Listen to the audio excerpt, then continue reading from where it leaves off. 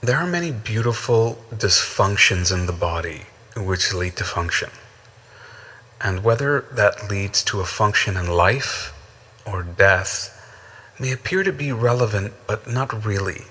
Because if you restore health from a dysfunctional disease state, then you can continue in this physical body to function in this capacity as a human, which still serves other realms.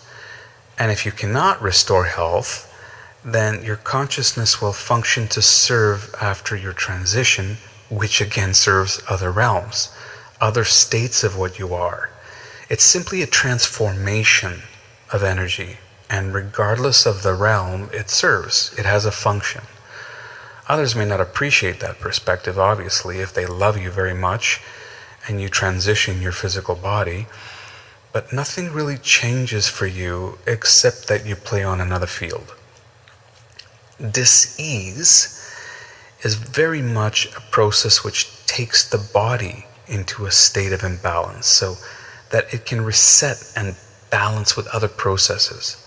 Cancer is really an excellent example of this dynamic because it aligns with the DNA field of its host at all times. It grows in an environment that is often hidden from both the immune system and conscious awareness of the physical body it inhabits.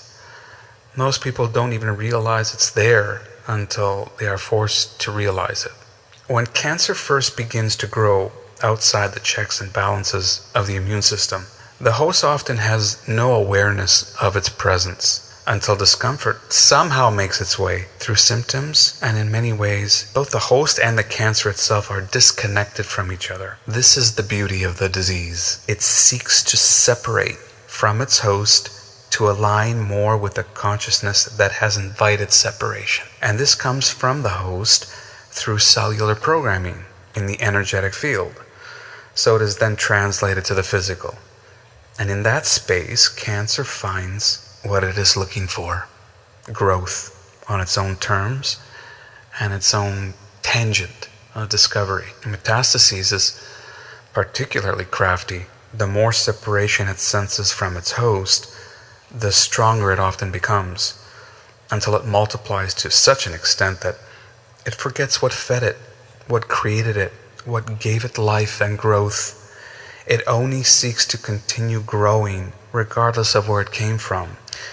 What it does not want is to be cherished. It avoids that at all costs, because the cherishing requires it to be loved.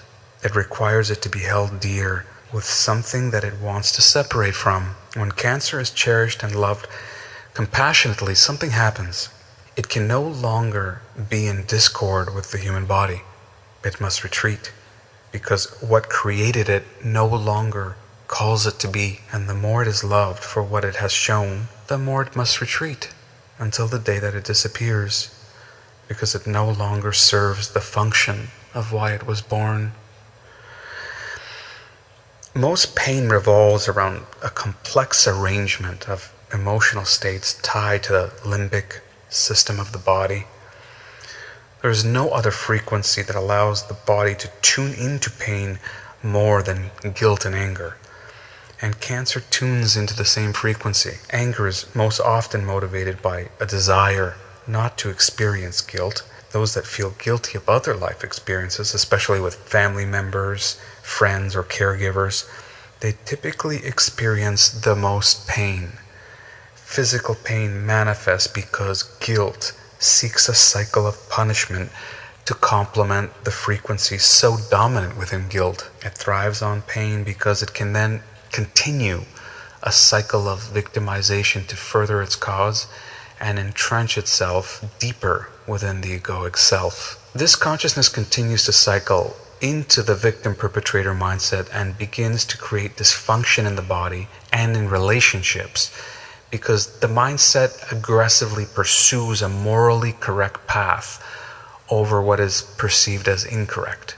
It becomes infatuated with what is the moral high ground at the expense of what it perceives as immorality. This causes seed programming within us based on the fear harmonic, such as guilt, anger, envy, resentment, anxiety, to express these states to the fullest into disease.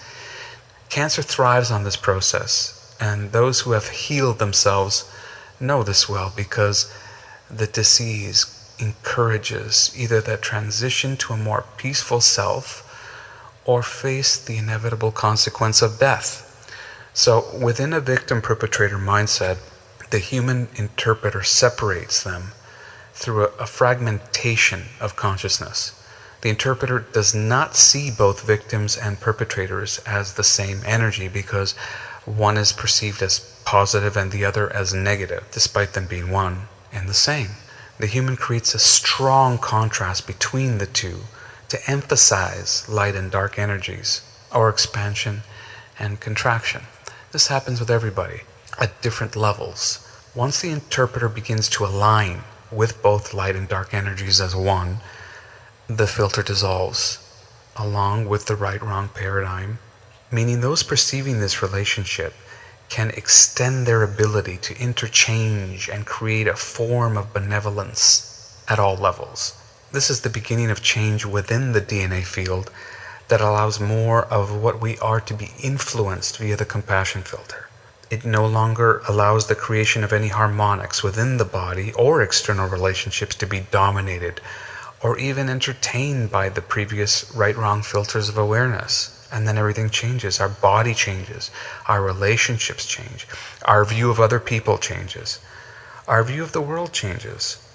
Most of all, our love of self changes because we are no longer preoccupied about the past pain or future anxiety tied to it that is so prevalent within the right-wrong paradigm. And when the love of self changes, self-worth increases while authenticity skyrockets as we become more true to what we are at this moment. And moreover, we are more at peace with it, regardless of the chaos in our surroundings. So how do we prevent cancer and all disease for that matter? Because disease is merely a product of the energetic self, which illuminates the physical body into being. We pay attention to the beauty of synchronicity.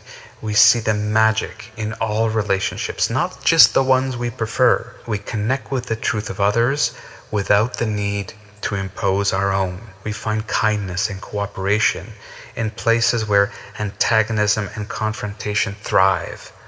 We see the benevolence in everything and everyone without the need to highlight what's wrong with the world, because we embrace that what is wrong with the world is also right with the world. You look for situations rather than problems.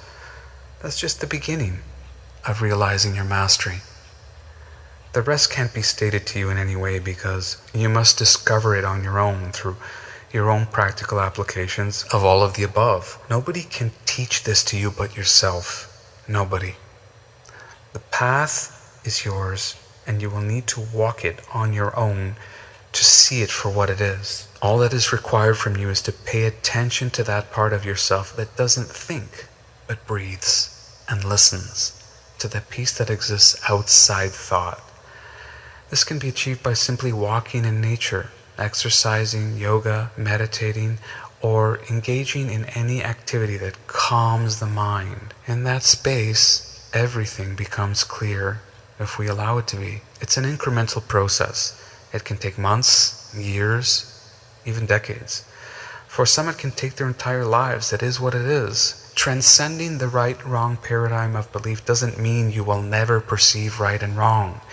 It simply means you are aware that you have the choice. So if it is difficult at this time, take solace in the fact that there is more magic within you that will wait until you can perceive it. And when you can, it will always be the perfect time. Until then, cancer and disease will always play a magnificent role in allowing a consciousness to express itself to serve the beauty that is you.